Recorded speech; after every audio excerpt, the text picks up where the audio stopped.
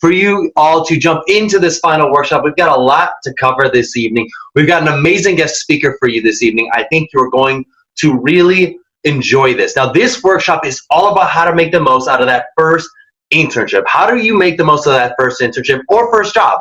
Maybe you're jumping into a full-time job, you're a senior, you're graduating. Maybe you're hopefully jumping into an internship. Even if you're not jumping into an internship, maybe you're working on a part-time job that you want to make the most out of for the summer. That's okay too. This workshop is all about how can you make the most out of that first opportunity over the summer so that you can really set yourself apart. By the way, if you have a part-time job and you don't have an internship, there are plenty of ways that you can go about setting yourself apart in that part-time job that could lead to internships down the road. Seriously, do not settle and do not sell yourself short for the network that you could create from any particular opportunity. I know that I could tell you that back in the day when I was a server and bartender, I met plenty of people that ultimately opened up doors for opportunities that I ended up taking advantage of later. You never know who you will meet, even in the jobs you think are not your main thing. It's understandable, but leverage it. Don't ever write any potential connection off. So, as you all know, my name's Garrett. I'm the founder of Ambition in Motion. This workshop's going to be about 50 minutes long. Please ask any questions you have. If you have any questions in the comments section, as you all know, I'm gonna ask 3 questions during the duration of this workshop. Your job is to answer them within 24 hours of this workshop going live. I don't necessarily know exactly what the questions are going to be. I always prompt them based on our guest speaker. Sometimes I'll slip in an intro question during this segment here. It just depends how I'm feeling for the day. So I'm so excited for you all to jump in, learn from our guest this evening. I'm so excited to learn your answers to the questions that we asked you, and I'm so excited to engage with you all. Now, I really want to set the expectations. As you all know, you're not going to get an internship handed to you on a silver platter. That's just not how this program works. Now, by the way, have students landed opportunities at Google, major investment banks, major engineering firms, major marketing firms? Absolutely. Happens all the time.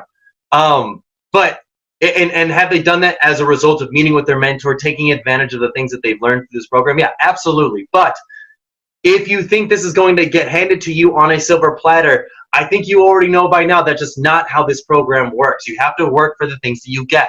Now, this platform can be a springboard for you to get to where you want to be. Leverage this as an opportunity to really launch your early career path. Absolutely, yes. This is something that can really do make a huge impact on you getting to where you want to be. But this is not a handout. This is not something that is just given to you. And especially in this time period that we're living in with the crazy coronavirus going on and all these other things going on where work is potentially unsure of, this program could be critical to you really setting yourself apart compared to your peers. Take advantage of it. I really think that you're going to enjoy what we have to say in this workshop this evening. Now, I really want to talk about the intentionality of feelings, because here's the thing. At the end of the day, how you make someone feel in a given moment is going to really impact how they feel about you down the line. So I want you to just take a quick moment on a piece of paper or on your phone. I want you to identify, how do you want other people to feel about you? So when you're going into that first job, that first internship, that first part-time job, how do you want your boss? How do you want your colleagues? How do you want your peers? How do you want other people to feel about you? Write it in the comment section. Write it down on a piece of paper. I want to know, how do you want other people to feel about you? Because that intentionality is so key. It is so key, because here's the thing. If you don't write this down, if you don't set out an intention for how you want other people to feel about you, they are going to perceive you in any which way that you may feel on that given day. And that could be a good thing. It could be a bad thing. If you're having an off day and you're thinking to yourself like, oh man, like, I'm having a rough day, you can let that spew onto other people. It happens all the time. And people come up with excuses for it. You might say, hey, my dog died earlier today, or I just found out my grandma's got cancer, having a rough day. And don't get me wrong, there's not an excuse for having a rough day, but you've got to be able to realize that as a professional, you've got to put on multiple different hats to get yourself in the zone to make the most out of it. So no matter what's going on with your world, you can't let your personal world affect your business world. And if you do, it's going to potentially negatively impact the way that other people feel about you. But if you set an intention right now about how you want other people to feel about you, you're going to put yourself in a much better situation. If you think to yourself, I want people to think about me as dependable and reliable and someone that's always upbeat, confident, and excited when it comes to work. It doesn't matter what's going on with your outside world. Even if the worst thing could have possibly happened in your outside personal world, if you set yourself an intention right now that that's how you want other people to feel about you, when you come into work, you're going to straighten yourself up because you've already identified, I don't want people to feel sad, bad, or like that I'm a charity case because I've got other things going on in my outside world. You want other people to feel like you are a rock, that you are someone that they can go to, that you are someone that's always showing up professionally. Boom. You will get yourself into the mindset ready to be successful. Now that leads to the 3 keys that we cover in every workshop for success in this mentor program, which is strategy, story, and state. And as I just said, it doesn't matter what's going on in your outside world. It doesn't matter what the state of the world is. If you are a rock, if you are someone that physically comes into a state conducive for being successful every single time, you will be successful. I promise you that. So what I want to do right now is I want to get you into a state conducive for being successful. I want you to stand up, and I want you to shake it loose. I want you to shimmy it out. I want you to let it go. I want you to scream at the top of your lungs. On the count of 30, scream 1, 2, 3. Yeah! Just let it out. Let it loose. Let it go. You're getting yourself pumping. You're getting blood flowing to your brain. You're releasing endorphins. You're getting yourself ready to be successful. The reason why that is so key is because no matter what is going on in your world, you can drive your emotions with your motions. Your motions drive your emotions, meaning that if you get out, you move, you do a power pose, you get crazy, you can get yourself in a state conducive for other people wanting to be around you. You can get yourself feeling good, even if you don't want to feel good. Even if you think to yourself, I just want to remorse for a little bit. I just want to be sad for a little bit. You can be sad on your own time, but when it comes to work time, you step your game up. And the way that you step your game up is you get your emotions and you turn them into positive emotions. I can tell you that right now. Even when you don't want to feel on your best self, your emotions can get yourself into an emotional state conducive for being successful, even if it's only for a temporary period of time. I promise you, your emotions, getting moving, getting running, getting going, getting just shaken out, will get yourself successful. And that will be a huge catalyst for you being successful on the job, standing apart from other people. Because everyone else is going to wonder, like, man, how are you able to stay upbeat, positive, just like a go-to person every single time while other people are taking sick days or just having off days? And you can tell, everyone can tell. It's because you are making an intention to be that way before you come into work every single day. It's critical. Now, the next key is your story. What's a story you tell yourself? Now, that's a big point of the intentionality. What is the story you tell yourself for why you're going to be successful? If you tell yourself a negative story like, hey, you know what? I don't deserve to be here. I'm not qualified. I'm just honestly, I don't even know why I'm in the room. If that's a story you tell yourself, that is the outcome that will be perceived by other people. But if you tell yourself a story, man, I can do this, I can make an impact, I can learn from these people, I can engage, I can be the energetic person who does what it takes, works the hardest to get to where I need to be. If you come in with that mentality, you can be successful. Now, the last key is your strategy. What are you going to do to make sure that you set yourself apart from your peers? Now, there's a few things that we talk about with our guest speaker, but there's a few things that I would love to discuss with you right now. The first one is what is focal is causal. This is popularized by the work of Dr. Robert Cialdini. Essentially, what it means is that whatever is seen is perceived, which means that it is all optics. By that, I mean, if your supervisor, if your boss, if your CEO sees you showing up early for work, working hard on projects, taking initiative, they will attribute the success of the entire intern team to you. But if they see you on your phone, on social media, doing something lazy, just doing things that are not, like spreading gossip at the water cooler, not working when you should be working, anything that could be perceived as negative, if they see that, they will perceive that just as likely as they do the hardworking stuff. So it is really critical that whatever people see about you, whoever you want to make sure that you impress, that they see the type of person that you want to portray, and that they do not see the type of person you do not want to portray. You will think to yourself, man, I wonder how does XYZ person get promoted over another person? I can tell you how. It's that they are seen doing good work while the other people are not seen doing good work. Make sure that you're seen doing good work. In fact, what I always find the most interesting about this research of Dr. Robert Cialdini is its extrapolation to other areas of life.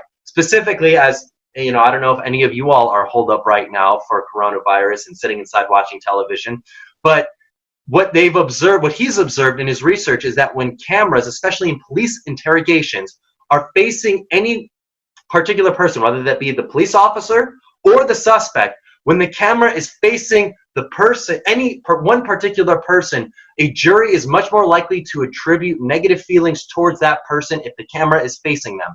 So if the camera is facing a suspect in an interrogation, the jury is much more likely to attribute guilt on the party of the suspect than they are to think that the cop is asking leading questions, trying to get an answer that may not actually exist. However, flip it around. When the camera is facing the police officer, not the suspect, the likelihood that the jury is going to think that the cop, the police officer, is asking leading questions, trying to get an answer that may not actually be essentially the guilt of the person who's under interrogation, it essentially increases substantially more. The point I'm trying to make is that when what people see is what they perceive. So at the end of the day, if God forbid you're ever in a police interrogation situation and you notice that the camera is rolling, at the best you want to make sure that the camera is side by side equally to you both, or not facing you and facing the police officer.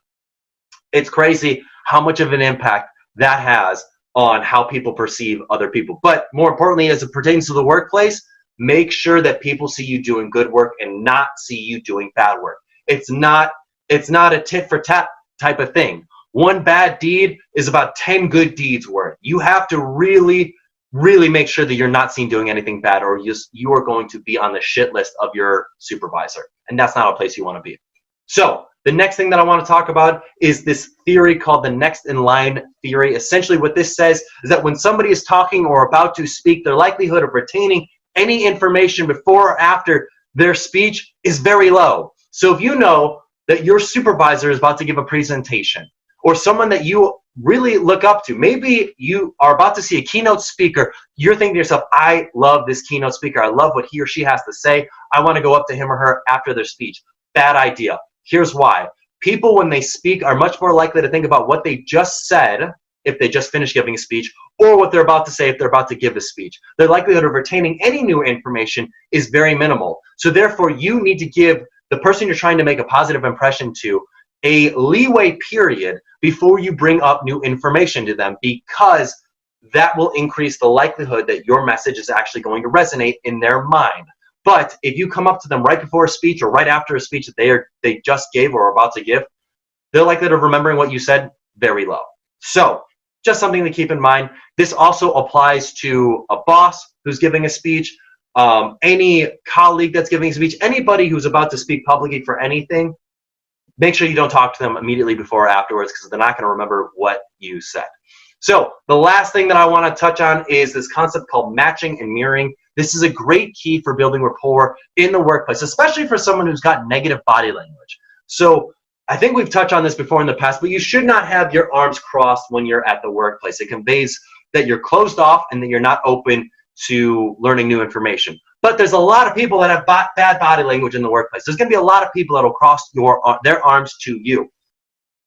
Can you cross back? The answer is yes. And I know this might sound crazy, but people feel a subconscious connection to others that they are similar to. And this can be in your mannerisms and your speed of speech. Not your dialect of speech, but your speed of speech. So if somebody has a very thick Southern accent and you try to emulate that Southern accent, but you don't actually have a Southern accent, they're going to sniff that out immediately. It's going to be perceived as inauthentic. But if someone's talking really quickly and you're saying, I'm going to work on that, boss, I'm going to make sure I get that done, I'm going to work on it right away, they're going to think to themselves like, man, here's a sense of urgency, someone who's really with it. That's awesome. But instead, if you respond by saying, yeah, boss, I will get to it, and I will make sure that I get those assignments complete, they're going to be thinking to themselves, what the heck is wrong with this kid? Like, what does he not like get it? The sense of urgency?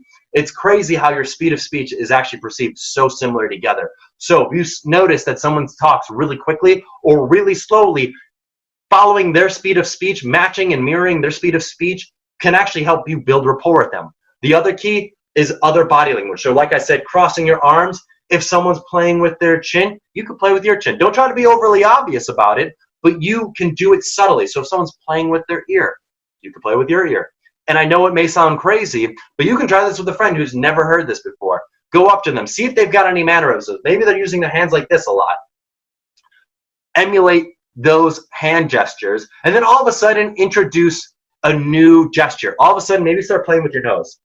It could be any gesture, honestly. Start playing with your nose. Do it. First, emulate their hand gestures for about 5 minutes. Then introduce a new gesture. Watch what happens. They're going to start playing with their nose. They're going to start emulating the new gesture that you have now introduced. It's crazy. It's fascinating how it works, but it builds rapport between other people in the work environment. I think those are some really critical tips for you to know. The last thing that I want to leave you with is the 30 and 90-day rule. The 30-day rule is for an internship.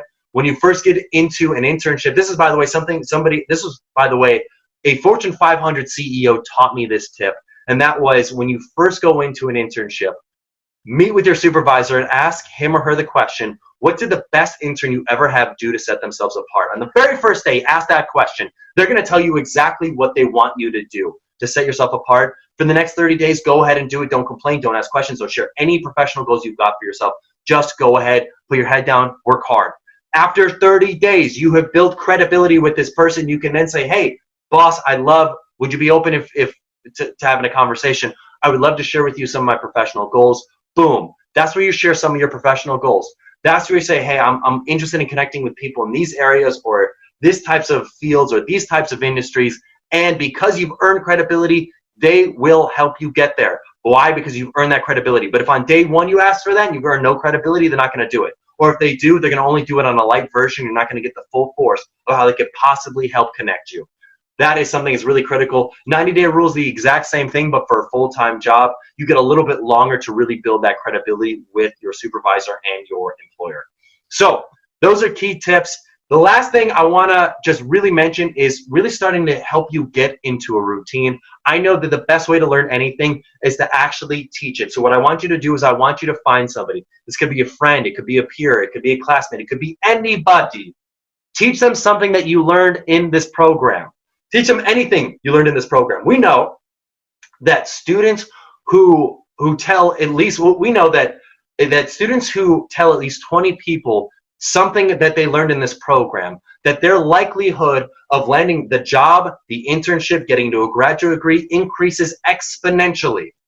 We know that the more people a student tells, the more likely they're able to do that. What we've identified as 20 is that magic number. And this doesn't necessarily have to be you teaching them a full seminar of anything we taught. It could be literally you bringing up casually in conversation, like, hey, I learned about this thing called matching and mirroring. It's really fascinating. Boom, that's it. That's one person. Or multiple people if you're in a group. But what we've learned is that the more people you tell, the more likely you are actually going to retain this information, the more likely you are going to actually apply it into your professional life, and the more likely you are actually to achieve the goals you have set for yourself professionally. It's crazy how it works. It's a network effect. It really does make an impact. So I want to challenge you that after this workshop, you go out, you identify a friend, you teach them something you learned in this program, and its likelihood of sticking increases exponentially. I really want to challenge you to do that.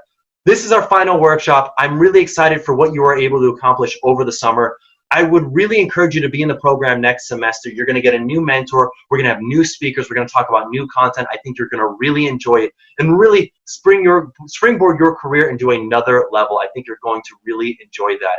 Thank you all for being here. Have a wonderful rest of this workshop. We are here for another interview on how to prepare for that first job or internship. So we got a lot of college students here, and they're probably thinking to themselves, okay, I'm getting these grades and I've done really well for my collegiate education, but I am still trying to figure out what is the next step for me in terms of my job or internship.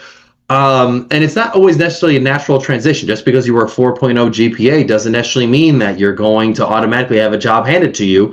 You got to work towards it. You got to try new things. You got to put yourself out there. You got to network. I mean, people have always said, oh, it's not about what you know, it's about who you know. Well, this is really the epitome of that, because that's what job seeking is all about. So we've got a great guest with us here today, Flo Labrado, to chat about how she's been able to get into her first job or internship, and really her story into her professional career and acumen and all those sort of things. But anyways, Flo, thanks for being here. Happy to. Flo, I guess first question, as we dive right into this, what did you do in your first job to help you evaluate if the company was a right fit for you? So this is a funny question because I started my first professional job in an organization where I had already worked an entry level job. And it was one of those like situations of almost right place, right time. But really, when you look under the hood, it's about being prepared and being ready to say yes and take chances and take risks. But when evaluating, what it came down to for me was, does this place have room for me to grow? I was less concerned. I should have been more concerned about money, but I was more concerned with, is there room for me to grow? Is there room for me to gain new skills, to meet new people, to find mentors, to make connections, and see it as sort of like a launch pad to grow, whether in that organization or somewhere else. For me, at that point, it was more about opportunity and access to opportunity to grow and jumpstart my career.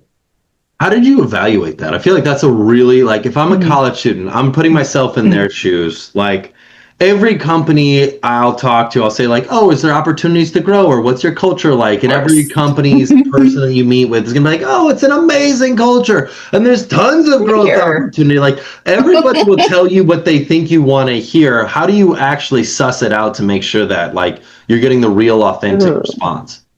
Oh, that's good. So, and you touched on two really important things. Let's talk about culture and real growth opportunities. So let's talk about culture first.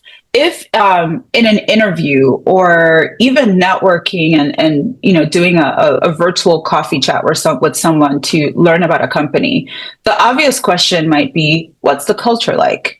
And but that may not get a good answer because culture means so many different things to different people. I recommend asking questions like, hey, what is the communication style in the organization? What does collaboration look like? What does access to leaders look like? Is there an open door policy? And ask more of those questions that don't directly ask about culture, but are indirectly asking about different aspects of culture so that you can evaluate if it feels right to you, if it aligns with you.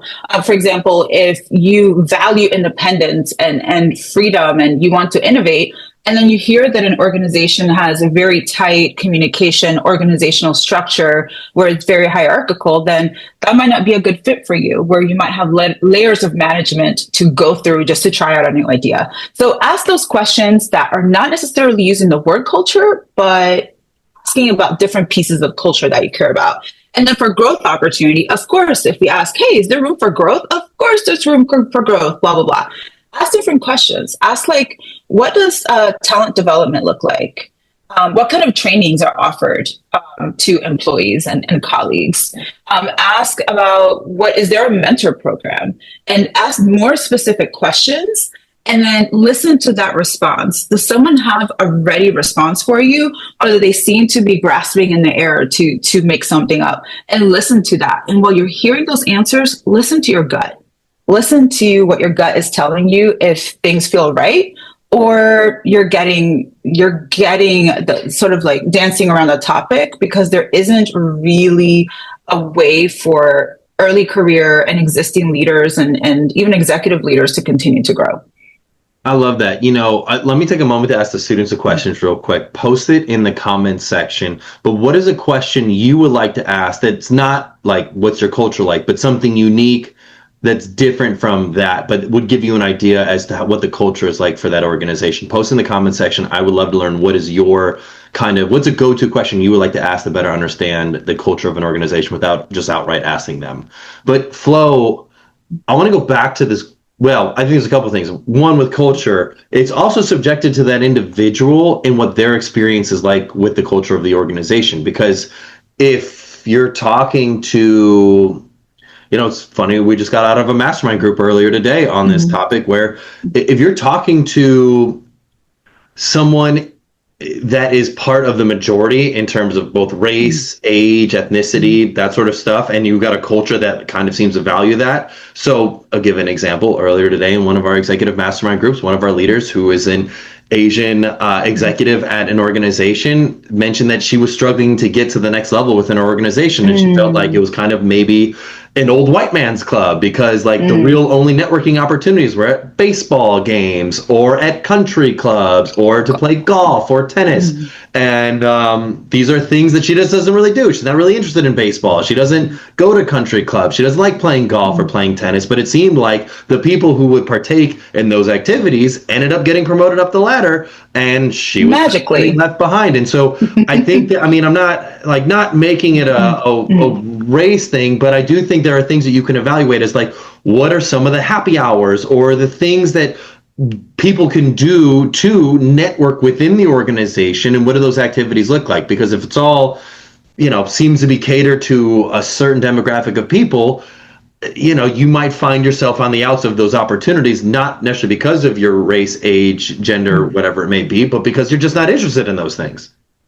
Absolutely. And I'll give a scenario that I think is very relatable to a lot of people. Oftentimes there's the after work. If you happen to be co-located in the same city, there might be the after work happy hours, which sounds like a great time to, loosen the metaphorical tie and get to know each other. But what if you're a parent and you got to go home right after work to do homework and make dinner, right? Or what if maybe you're not even a parent, but you have responsibilities, or you're taking care of your parents? So those kinds of situations that are meant to build camaraderie can unintentionally exclude some people from opportunities. But I think that what you're getting at is that, how do you really suss out what the culture is like when it comes to those kinds of opportunities? And this is where the internet comes in for us. So, of course, every company has a website that has the mission, the vision, the values, and it's meant to tell you what its culture is like. And let's be real, most of that is externally facing. It is not for the internal employees. It is to attract stakeholders and attract customers. Once you're in the company, you might see something else. And this is where you can do your research. I recommend, even before the interview, for whether it's an internship or a position, whatever it is, even before the interview, do your research. LinkedIn is your friend. Get out there, look up not only the company's LinkedIn page, but look at some of the leaders that work in that organization and either follow them or send them connect requests. See what kind of content they publish, if they publish anything at all. See what they do, what they talk about, how they talk about the organization. Glassdoor, I have a love-hate relationship with Glassdoor, because oftentimes people will post the negative and not so much of the positive. But that is still a data point that you can use to see what things are really like. Oh, how does collaboration happen? How is team building? How does team building evolve in that organization? But yeah, do that research on the internet. And you can even have informational interviews with people in an organization, even if they're not directly involved in the role or the internship that you're pursuing. Talk to other people, invite them to a virtual coffee, ask them about what it's really like in the organization, and you'll probably get more information that you can triangulate. Is the culture that is communicated on this website for real, or is it really something else? Yeah, well, and I think to your point, especially with Glassdoor, almost always the truth is somewhere in between. If to make an example of it, think about a great restaurant in your town. More likely than not, it doesn't necessarily have all 5-star reviews, especially if it's been reviewed enough times. When you've got negative reviews and you're evaluating, is it a restaurant, worth going to, look at the reviews of what's going on. And, for example, I like tacos and Mexican food. And I personally believe that there's an inverse correlation between the decor of the restaurant and the quality of the food. If there are bars on the window, I am in. Yeah. And, you look at a restaurant like a taco spot, and I look at it and it's like 4.1 stars. And I look at the 1-star reviews. It's like, my husband was accosted in the parking lot while trying to get tacos. The food was delicious, but I'm a little bit nervous to go there. And it's like, cool. That says nothing about the quality of food. In fact, that probably shows me I'm probably going to go to that spot because it sounds delicious. But the point is that when it comes to Glassdoor, you might get some negative reviews. You might get a couple positive reviews, but I guess take everything with a grain of salt and know that the truth lies somewhere in the middle of, what they're publicly facing versus what the stories, the horror stories that they post on Glassdoor. What it really is. And I'll give you a really good example of this. There's this young adult that moved from Miami to Tampa Bay, where I live, and she needed to find a new job because of the move. And she reached out to me. Her dad and I happen to know each other through work. And so she reached out to me on LinkedIn.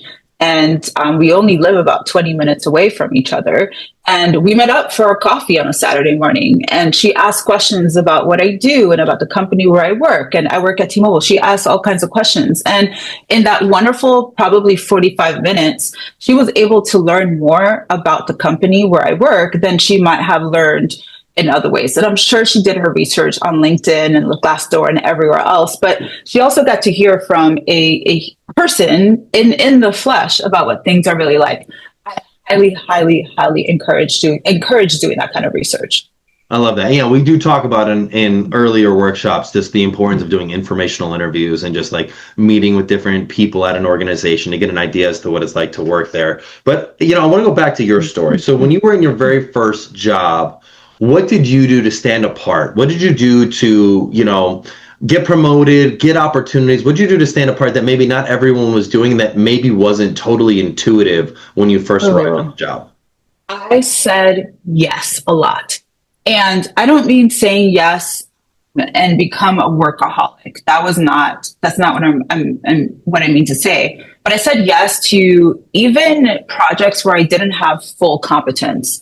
And here's what I mean. We often look for having evidence that we will be 100% successful before saying yes and raising our hand to volunteer for additional responsibilities.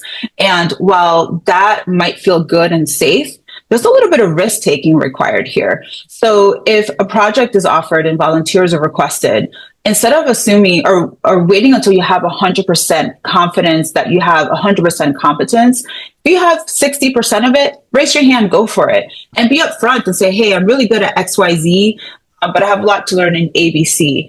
Be upfront about that competence, but say yes, raise your hand, because the best way to gain experience, to build relationships, to connect with cross-functional partners that can then become advocates for you when you're not in the room, is to get the opportunity to work in projects with people. So I raised my hand so much. I can think of an example where two companies had merged and we were in the middle of a technology migration.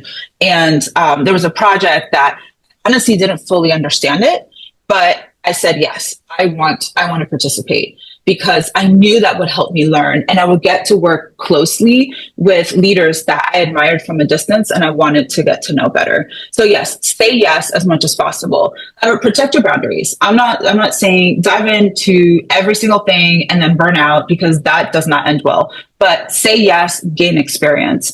Another thing that was really important is to build relationships and be strategic about it. I personally, one of my values is openness. I like to be open to relationships and possibilities and experiences. But also there's a certain degree of strategy involved in building a really strong network. So take a look at when you first begin in an organization, take a look at who you know and who you don't know, the different departments that are in that organization, and assess where do you have relationships and where you don't. And where you don't, go ahead and build those relationships. And it can feel awkward. How do you just reach out to somebody that you don't know? You just do it. It's okay to send a message or a meeting invite to someone to say, hey, I really want to learn to get to know you. I want to learn more about your department. And when meeting with them, be prepared with some questions. And some go-to questions for me are one, what are your interests? What are your goals? What are you excited about? And also, what keeps you up at night? And that is enough to get a conversation started and begin to make a connection and a bond with someone. And do that strategically with every area where you see that your network is a little weaker, to strengthen relationships there. So bottom line, say yes, raise your hand, and two, build relationships.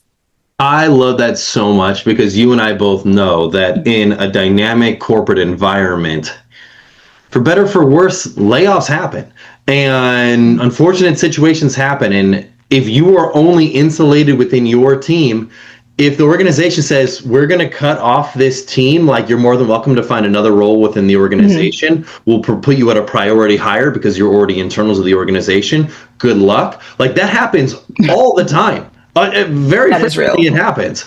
And if you've got no connections to anybody else outside of your department, you are putting yourself at a severe disadvantage because they don't know who you are. Whereas the other person who's been doing informational interviews, that's been having these conversations, that's been volunteering on projects across departments, you're building that rapport. They're like, oh, I know what it's like to work with Flo. Yeah, I know, Flo, you're amazing. Yeah, and you know what? We do have a need to hire for this position. Yeah, you know, I heard what happened to your department. That stinks. You know, couldn't have seen that coming. But yeah, come on in an interview. And now you've set yourself apart. I guess, is there like I guess maybe let me ask this question in a different way. The question is, I guess, really, what can you do to hold yourself accountable so you're consistently doing that? Not the point that you get desperate. Because I feel like I hear this all the time. Like when someone's, you know, in a job and everything's going fine, like they don't care about their leadership development or connecting with others or expanding their network. But the moment they get laid off, oh my God, Garrett, suddenly you're my best friend. How have I not heard of you? We need to catch up. Let's grab cocktails. Let's do happy hour. And it's like, no, you're at a desperation point. And like at that point, you reek of desperation. How can you? What advice do you have for students, or rather soon to be professionals in the working environment, to like have an active cadence? So like if God forbid crap hits the fan, you have something ready to go in terms of your network, not the moment it happens and you're like, like looks like I should have been late for the last 3 years. I'm like, yes, daisies. Like, is there any things that like students can do to keep themselves actively networking? Yes. And first, like, let's get grounded and let's take it outside of the professional environment. I think probably many of us have had the experience when someone that maybe you used to hang out with a long time ago texts you or calls you out of the blue and you're surprised. And then it turns out it's because they need something. And then you have that moment of, wow, I thought this person was reaching out to me because they wanted to reconnect, but really they want something. The professional equivalent of that is not talking with someone at all and then getting that text message, call, or email when you need something, when they need something, when they need a recommendation or a reference or whatever. Don't be that person. Granted, if you're in that situation, do what you need to do, but you can avoid being in that situation. So I recommend not building relationships within the organization and being really smart about making sure that whoever you connect with, they have a frame of reference that is current about what you do. Make sure that they know what projects you're working on, what skills you're developing, the superpowers that you have. That could be an asset somewhere else in the organization. So that way, not only do they know you and not only do you have a relationship, but that they already know the value that you have to offer. So that if you're at risk in one part of the organization, there are people in the rooms where you are not present who can advocate for you with specifics. That's so important. And I would even go to as far as extend beyond the organization. What can happen, as you mentioned, is that we get really comfortable, we're doing really well, we're growing, and things that we begin to neglect are relationship building, skill building, leadership development, and all of those things, right? And if there is a layoff or a big restructure, not investing in those areas can result in leaving one vulnerable. So I recommend continue, working on your skills, working on your leadership development, think your communication, relationship building, empathy, all those really important human skills. Also your technical skills, whether it's artificial intelligence, digital technologies, whatever it is, but also build relationships outside of the organization. And this is where I'm a huge fan of LinkedIn. Always build relationships, reach out to people who are interested in your scope of work or in the same field. Maybe you reach out to people that have a superpower that you want to also develop in yourself, but in a totally different industry.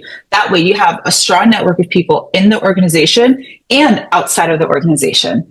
And that means that if there's ever a situation where you're very vulnerable within a company or a layoff happens, you also have connections in other parts or other organizations, whether, for-profit, nonprofit, government, etc. I love it. So, students, question, what is a habit that you would like to develop to make sure that you're continually networking and building relationships with other people in your organization? Post it in the comment section. I would love to know. And give me the specific, how frequently and what will you do? I just would love to know that, because that's a great accountability measures. When you actually like verbalize it or put it out there, you're much more likely to do it than if you kind of tell yourself that, but there's no one else to hold you accountable. So, Flo, what can students do to overcome the fear of failure or perfectionism? I think like this is something a lot of students struggle with, is they feel this need to be this perfect person that's perfectly crafted into a diamond, and in reality, like no one's perfect, and perfection almost is the enemy of progress, because you can't move forward on anything until you make it perfect. So what is your advice for students that have a case of perfectionism?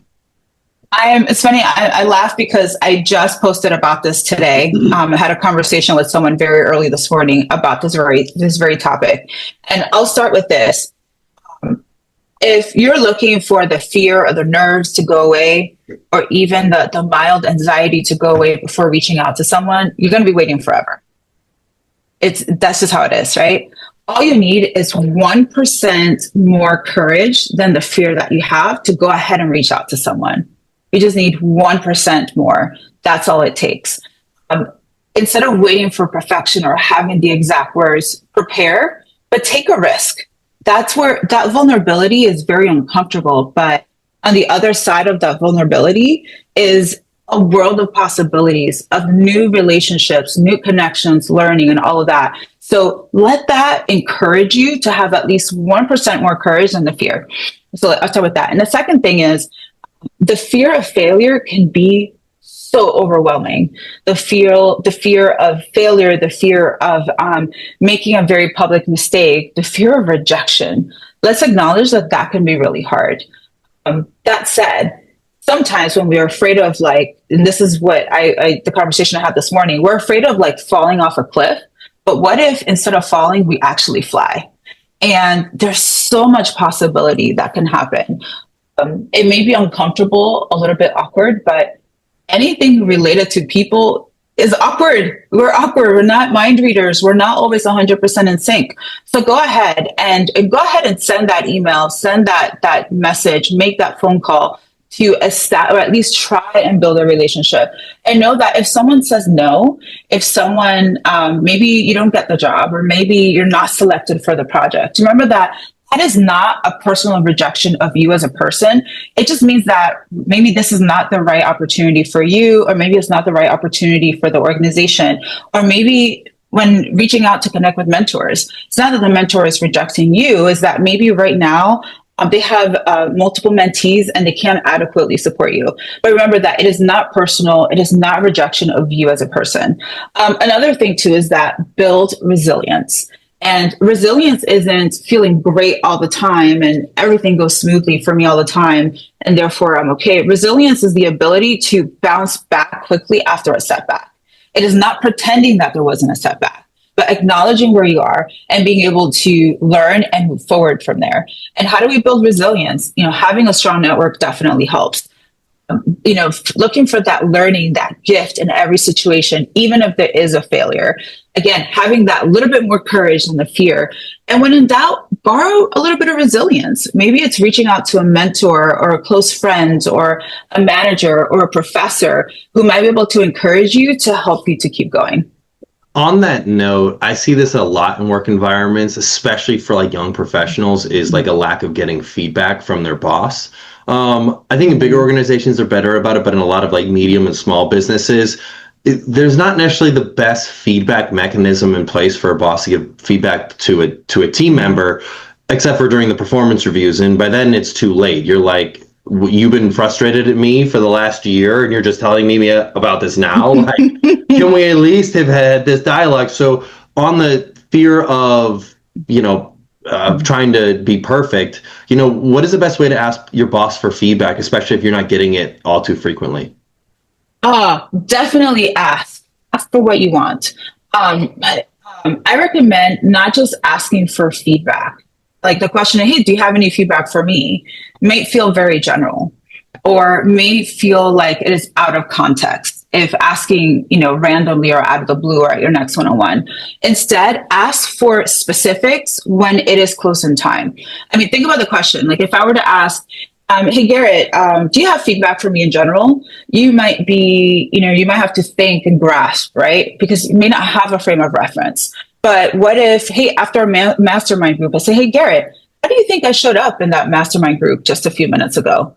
Or, asking a manager, hey, how do you think I did on that conference call? Or did you see the presentation I sent you? What are your thoughts on it? Where could I improve? So ask specific questions, not just for general feedback, and ask in a timely manner where it is in close proximity to the specific thing that you're asking about. So that's really important. Ask for the feedback, but ask specifically. The second thing is, remember, feedback is a gift. Doesn't mean you have to keep it.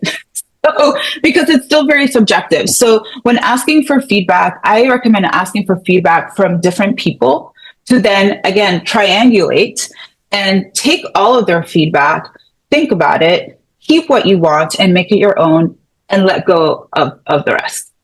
No, I think that's good advice there. What if, yeah, so we've talked about like how do we suss out if working environments got growth opportunities and it got a good culture.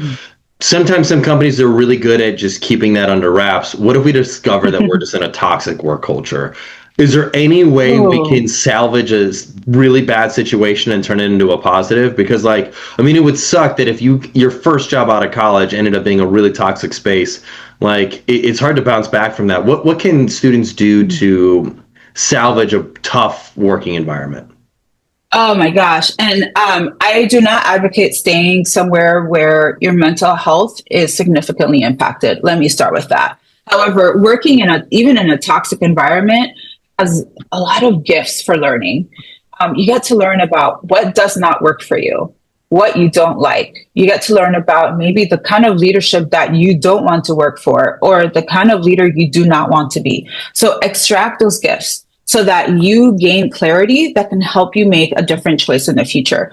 Also, I mean, not to harp on this too much, but also lean into your relationships and your network. Maybe mentors and advisors and people who know and care about you, who will hear where you're coming from and might be able to offer some encouragement or even advice. And they might be able to offer a connection to jump to a different team or another organization altogether. Definitely lean into your network. But again, if it's an unhealthy place and your mental health is taking a toll, I don't advocate for you to stay. That said, the job market can be tough sometimes. It may be harder to jump, to switch organizations. Better to start looking sooner and assume that it will take more than a few months to find another role. So start looking sooner, start preparing sooner before your mental health takes such a toll that it's harder to see your way out. I love that. I think that's really great. I would, question for you students, post it in the comment section, but what are your non-negotiables? What are things that you are not okay with when it comes to the workplace? Post in the comment section. I'd love to learn about it. I think similar to goal setting, I also think we can verbalize what our non-negotiables are. It allows us to know like what are our limits, because so often I personally feel like if we don't verbalize this, we put up with not everybody, some people put up with abuse for way too long. And if you don't put it down on paper, if you don't put it down somewhere, when it happens to you, it's hard to recognize it. Whereas if you can actually put it down and then you actually get that feeling like, oh my gosh, this is happening to me, you're like, okay, cool. I've already told myself if I face this, I would make a change. It's time for me to make a change. That's important to name it. Name what that non-negotiable is. Name it so that when you're more likely to recognize it when you see it and steer clear. And if having a hard time identifying what those non-negotiables are, or if you're like, gosh, how am I supposed to know what my non-negotiable is if I have not yet stepped into my first professional role or my first big internship? When unsure about that, check with yourself and look at how your relationships are and the group dynamics in which you thrive in your friend or family groups or community, right? Think about the things that you enjoy about those groups, those social groups. And that might show you what you want in an organization. And also think about the things that you don't want. For example, if you do not, if you'd like a certain pace, you want things to move quickly, a lot of variety, and then you've noticed that you do not like it when things move very slowly, that already tells you when going into an organization, you want a fast-paced organization, maybe one that leads towards, innovation and customer experience, and in a sector that changes very quickly versus, something that moves a little slower. Or let's say in your friend group, for example, I have one friend, she loves planning all the things. If we go on group vacations, she enjoys planning the itineraries. And I'm the one who's like, just tell me who to Venmo and I'll be there, right? If you enjoy that in your friend relationship, that might already show you something about what you want in your place of work. So again, if you're not sure, if you're like, I don't even know enough to know what my non-negotiables are, look into how you interact in other social situations and extrapolate from there and apply it to the workplace. I love it. Well, Flo, this has been a great interview. I'm really glad that we could do this. For the students that are out there that are watching this right now, how can they connect with you? How can they learn more about your work and what you do? Are there like any places that you post regularly or that sort of stuff? Yes, I joke that I am on, I joke, but I'm also not joking. I'm on LinkedIn 6.5 days a week. So you can find me, Flo Labrado, on LinkedIn. I'm pretty sure I'm the only person out there with my exact name. And I love to just talk and connect. And I do write content about things that inspire me, about leadership, about career development, all those things. And I'm also happy to chat. So yeah, Flo Labrado on LinkedIn.